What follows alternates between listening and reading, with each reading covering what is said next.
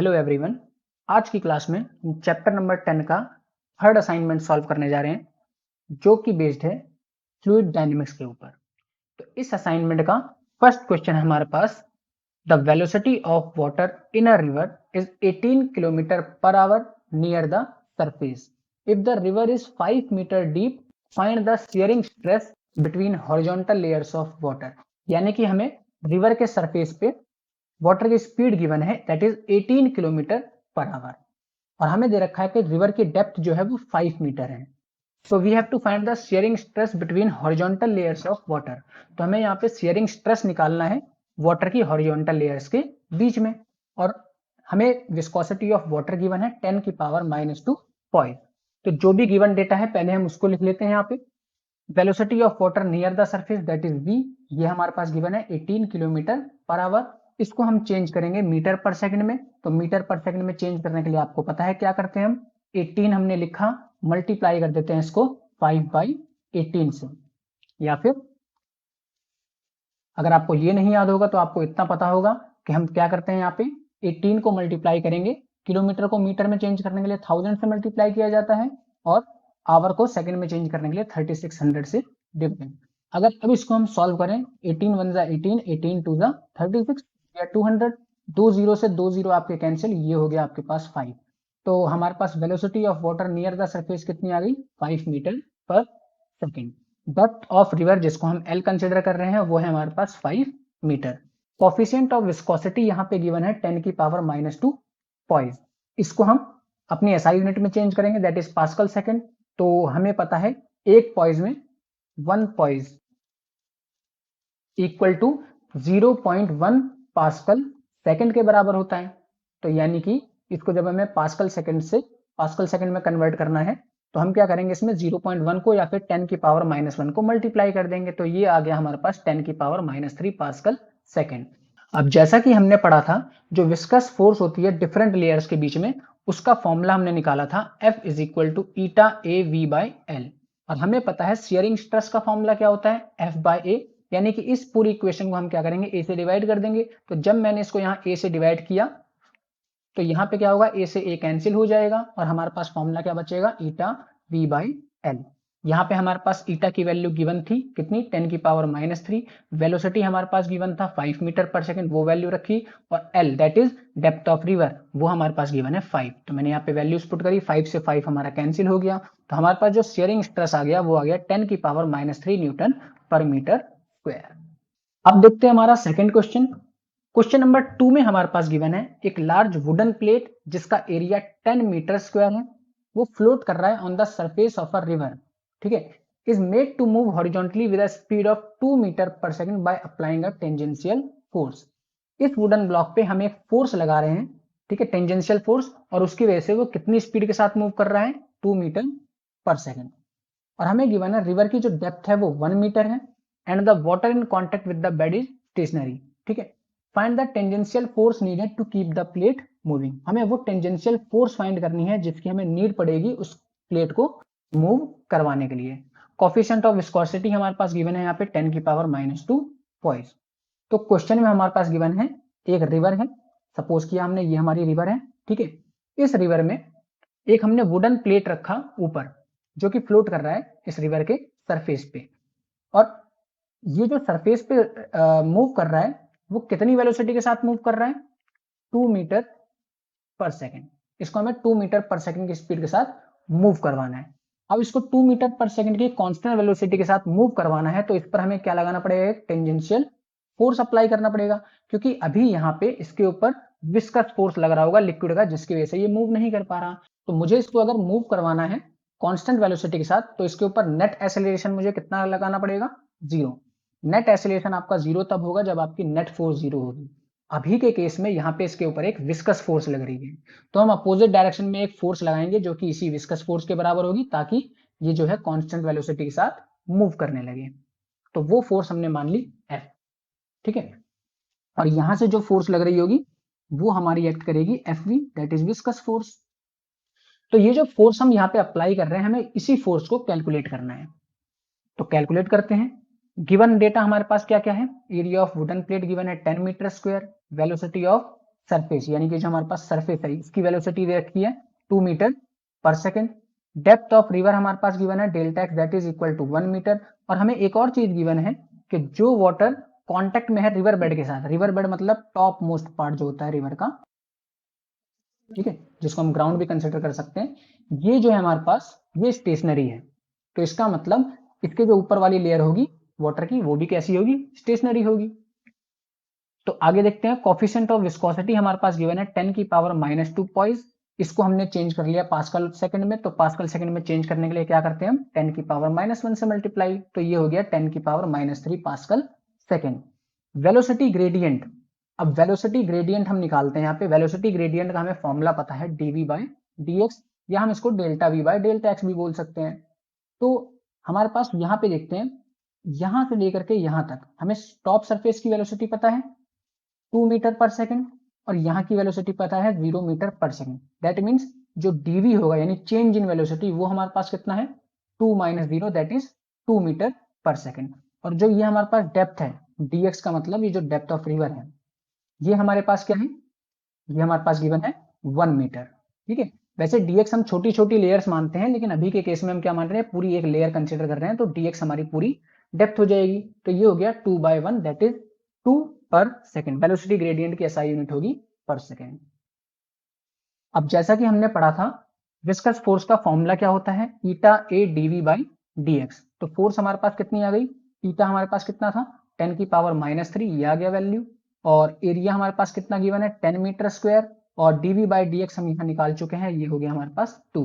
तो फोर्स आ गई हमारे पास 2 मल्टीप्लाइड बाय 10 की पावर -2 न्यूटन। इसको हमने चेंज कर लिया फर्दर, तो ये हो गया force equal to 0.02 newton. Question number third देखते हैं। क्वेश्चन नंबर थर्ड आपकी एनसीईआरटी का एग्जांपल है।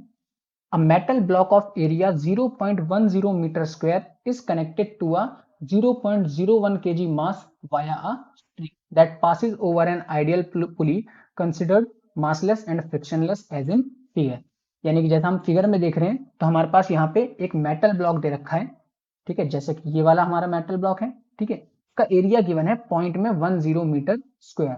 इसको हमने कनेक्ट कर रखा है टू अ 0.01 kg मास, यानी कि एक और मास हमारे पास गिवन है जिसका सॉरी एक और ब्लॉक हमारे पास गिवन है जिसका मास है 0.01 kg।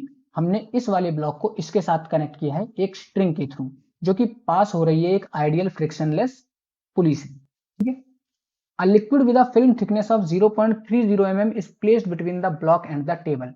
एक लिक्विड की हमने बहुत छोटी सी लेयर या बहुत पतली सी लेयर ली, ठीक है, और उस लेयर को हमने कहाँ रख दिया, इस वुडन ब्लॉक और ये जो हमारे पास टेबल है इसके नीचे। तो आपको यहाँ पे वो पतली सी लेयर दिखाई दे रही होगी, ये है हमारे पास वो पतली सी लेयर। ठीक है, इस पतली सी लेयर की जो थिकनेस है, फिल्म थिकनेस, वो हमें गिवन है 0.30 mm। ठीक है, अब जब हमने क्या किया, जब हमने ब्लॉक को रिलीज किया, यानी ब्लॉक को हमने मूव करने दिया, तो जो ब्लॉक था ये मूव करने लगा to the right with a constant speed of 0.085 metre per second. यानी कि ये ब्लॉक इस तरफ को मूव करता है कांस्टेंट वेलोसिटी के साथ, जो कि हमारे पास गिवन है 0.085 मीटर पर सेकंड। अब कांस्टेंट वेलोसिटी के साथ मूव कर रहा है, इसका मतलब इस ब्लॉक पे कोई एक्सेलरेशन नहीं है। Find the coefficient of viscosity of the liquid, हमें इस लिक्विड की विस्कोसिटी फाइंड करनी है। फाइंड करते हैं इसकी विस्कोसिटी। तो गिवन डेटा हमने लिख लिया, यहाँ पे एरिया ऑफ ब्लॉक हमारे पास गिवन है A is equal to 0.10 metre square.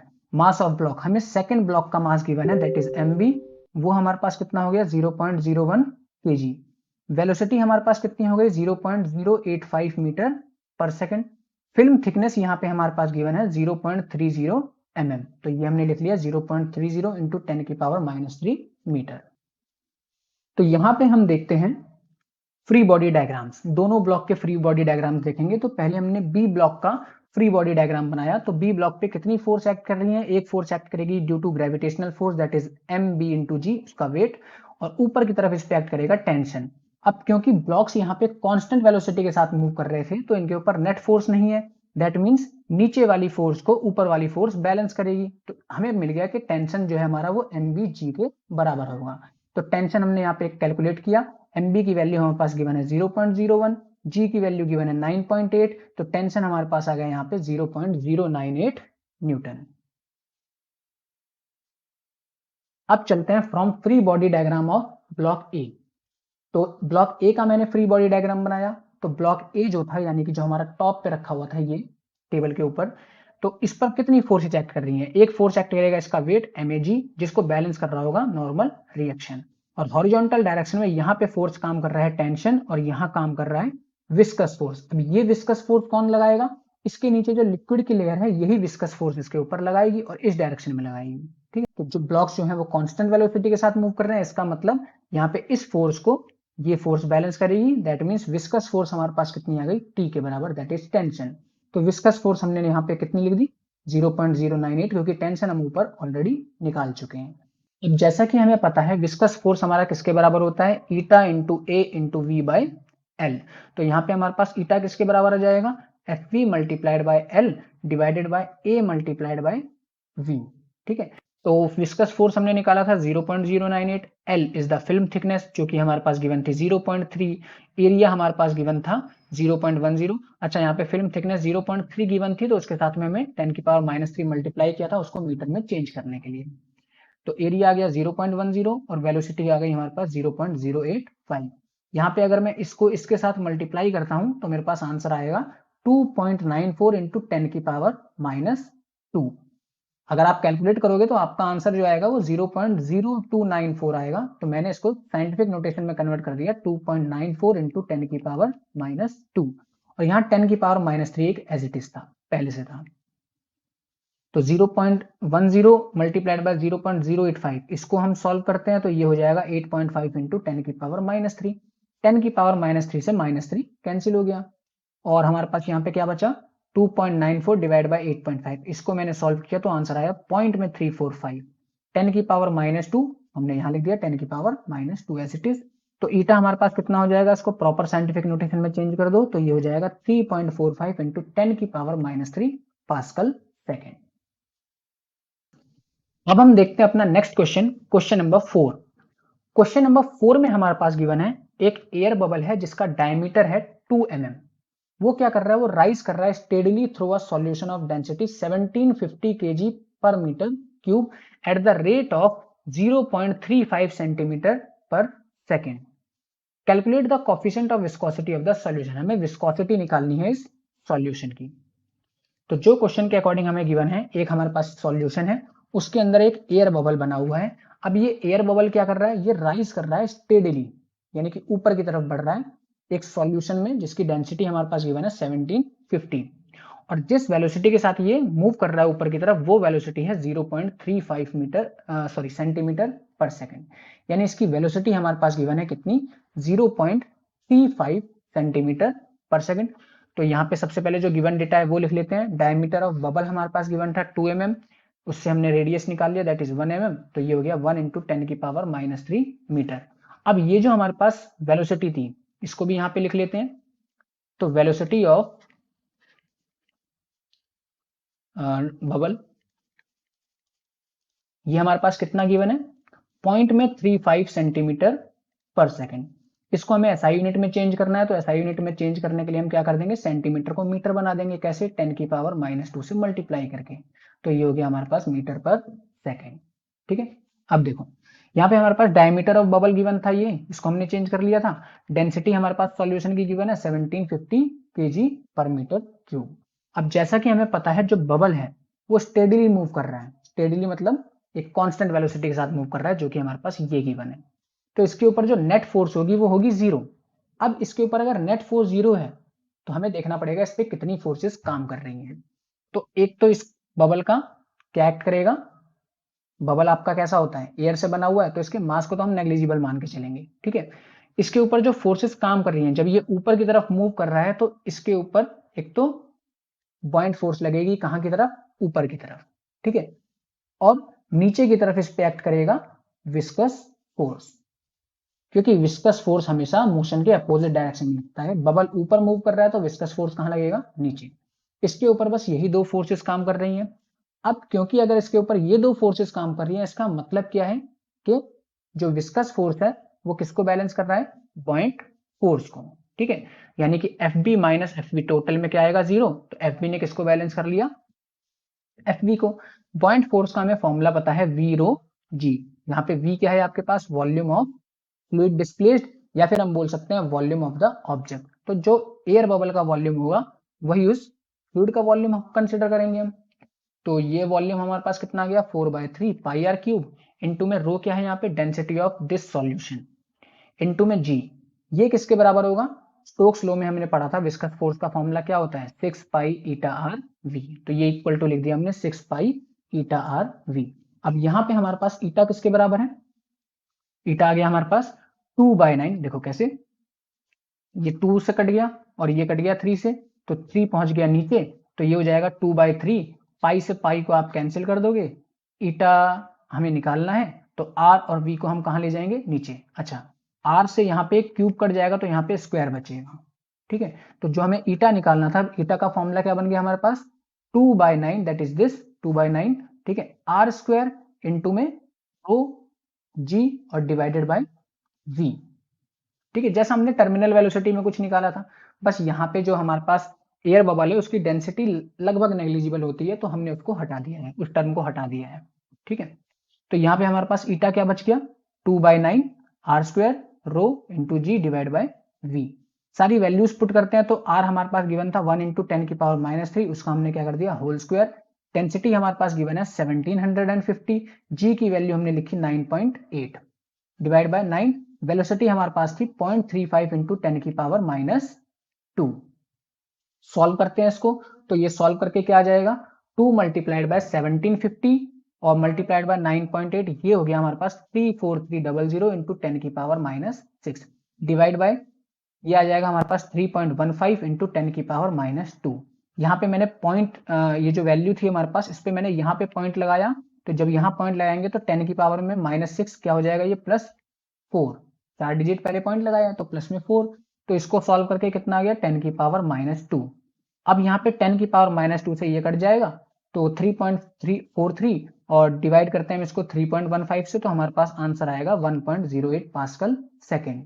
इसको हम पॉइज में चेंज कर देंगे, तो पॉइज में चेंज करने के लिए हमें क्या करना पड़ेगा, 10 से मल्टीप्लाई कर देंगे, तो 10 से मल्टीप्लाई करके आंसर आ गया 10.8 पॉइज। तो हम बोल सकते हैं कि जो कोफिशिएंट ऑफ विस्कोसिटी है वो अप्रोक्सीमेटली 11 पॉइज के इक्वल है।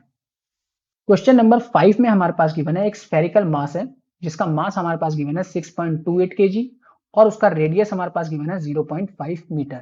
इसको हमने इमर्स कर रखा है एक फ्लूइड में। अब ये जो है वो मूव कर रहा है horizontally with the speed of 10⁻³ metre per second के साथ। Find the acceleration of the object if viscosity of liquid is 10⁻³ newton per second per metre square, ठीक है। तो यहाँ पे जो गिवन डेटा था वो मैंने लिख लिया, मास हमारे पास आ गया, रेडियस हमारे पास गिवन है, वेलोसिटी गिवन है और कोफिशिएंट ऑफ विस्कोसिटी गिवन है। अब जैसा कि हमें पता है विस्कस फोर्स का फॉर्मूला हमारा क्या होता है, 6 पाई ईटा आर वी। ये हमने स्टोक्स लॉ में पढ़ा था कि जब भी हम किसी ऑब्जेक्ट को पूरा इमर्स करते हैं लिक्विड के अंदर, तो उसके ऊपर जो विस्कस फोर्स या फिर ड्रैगिंग फोर्स एक्ट करती है उसका फॉर्मूला हमारे पास ये आता है। तो जो भी वैल्यूज थी हमने यहाँ पे वो वैल्यूज पुट करी, 6 इंटू में 3.14 इंटू 10⁻³ इंटू में 0.5 इंटू में 10⁻3।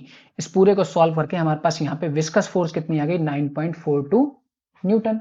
तो यानी कि इसके ऊपर जो विस्कस फोर्स एक्ट कर रही होगी वो एक्ट कर रही है 9.42 न्यूटन, ठीक है।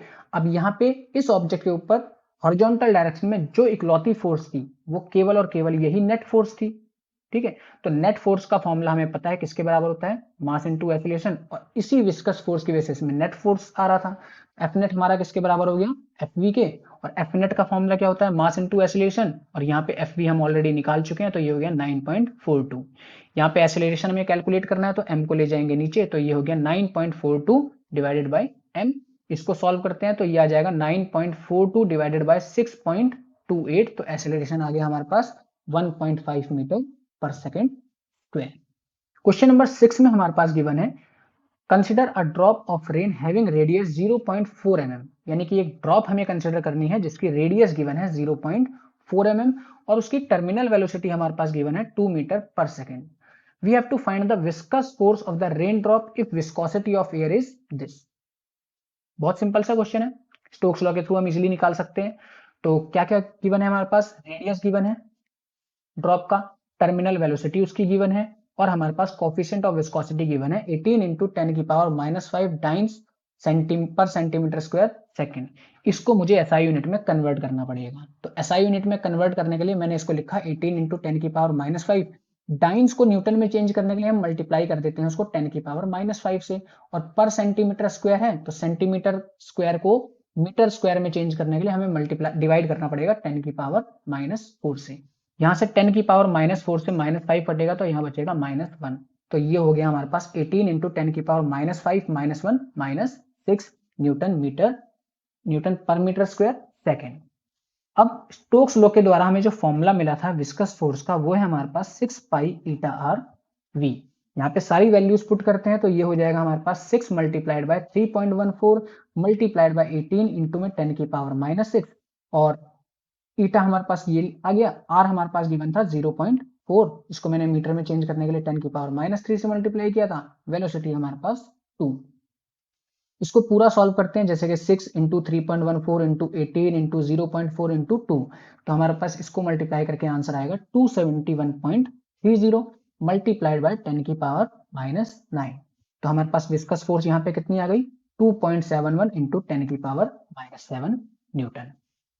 क्वेश्चन नंबर 7 में हमारे पास गिवन है if 27 drops of rain were to be combined to form one new large spherical drop, then what should be the velocity of this large spherical drop? अगर 27 ड्रॉप्स को combine करके एक नई large spherical drop बनाई जाए तो उसकी velocity कितनी होगी। वेलोसिटी का मतलब यहाँ पे वही हमें टर्मिनल वेलोसिटी फाइंड करनी पड़ेगी, ठीक है, क्योंकि रेन की जो ड्रॉप्स हैं वो टर्मिनल वेलोसिटी, कुछ टर्मिनल वेलोसिटी के साथ ग्राउंड पे फॉल करती हैं। हमें यहाँ पे टर्मिनल वेलोसिटी दे रखा है 27 ड्रॉप्स का, यानी कि 27 जो ड्रॉप्स हैं छोटी छोटी, उसमें से हर एक ड्रॉप का जो टर्मिनल वेलोसिटी है वो गिवन है हमारे पास 0.20 मीटर पर सेकेंड, ठीक है। तो हमें क्या निकालना था, यहाँ पे टर्मिनल वेलोसिटी निकालनी है लार्ज स्फेरिकल ड्रॉप की। तो जैसा कि हमने यहाँ पे पहले गिवन डेटा लिखा, terminal velocity of each drop कितनी है 0.20 मीटर पर सेकेंड।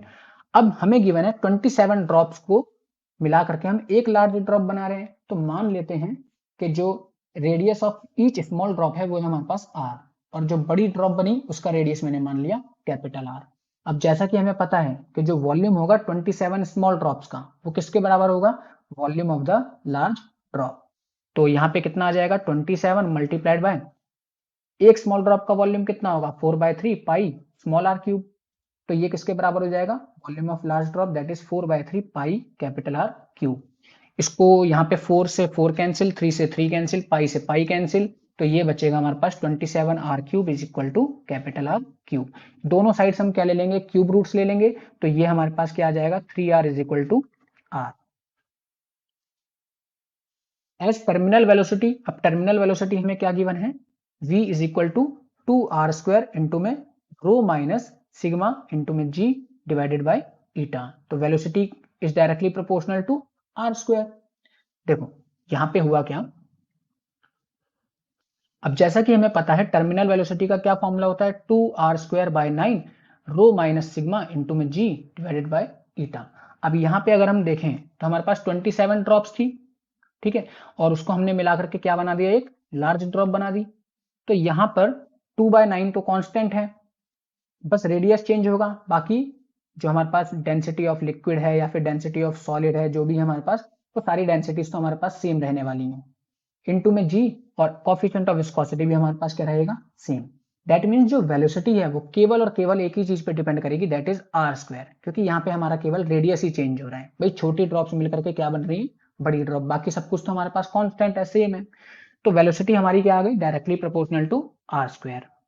अब हम ये मान के चलते हैं कि जो टर्मिनल वेलोसिटी है लार्ज ड्रॉप की वो कितनी हमने मान ली v डैश, तो इसका मतलब v डैश बाय v किसके बराबर होगा, capital R square divide by small R square. तो हमें v डैश निकालना है यहाँ पे, तो ये हो जाएगा हमारे पास r बाय r का हमने होल स्क्वायर कर लिया, और वेलोसिटी आ गई हमारे पास यहाँ पे ऊपर। ये v क्या है, वेलोसिटी ऑफ ईच ड्रॉप। तो v डैश हमारे पास कितना हो गया, r हमने निकाला था ऊपर, कितना r है हमारे पास 3r के बराबर, तो ये कितना आ गया 3r, यहाँ r से r कैंसिल, और ये हमारे पास क्या हो गया 3 3 9 मल्टीप्लाइड बाय 0.20, तो वेलोसिटी कितनी आ गई हमारे पास 1.8 मीटर पर सेकेंड। तो ये था हमारे इस वीडियो का लास्ट क्वेश्चन। इसके आगे के जो क्वेश्चंस हैं उन क्वेश्चंस के लिए आपको यहाँ पर एक वीडियो का लिंक दिखाई दे रहा होगा, ठीक है, आप उसको ओपन करके देख सकते हैं।